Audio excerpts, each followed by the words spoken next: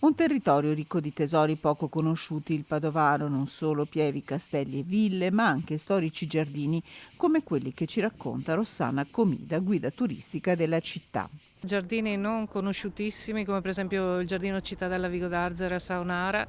che è straordinario, oppure Val San Zibio, il giardino di Val San Zibio, oppure anche Villa Scalabrin, per esempio, con la sua straordinaria fioritura di tulipani, i giardini in Padova come il Treves, e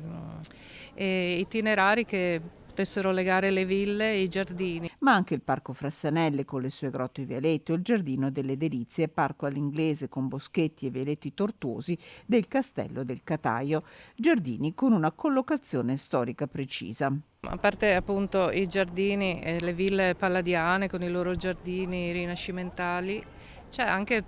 sono una serie di giardini ottocenteschi come appunto quello di Saonara oppure quello di Villa Scalabrini, anche quello è estremamente interessante come visita del giardino. Parchi e giardini storici si possono ammirare anche nella città di Padova, dove esiste una vera e propria chicca che in primavera merita una visita. Il roseto di Santa Giustina, per esempio, che dietro la basilica è forse non tutti i padovani lo conoscono, una meravigliosa fioritura di rose a maggio e andrebbe visitato magari assieme anche alla basilica.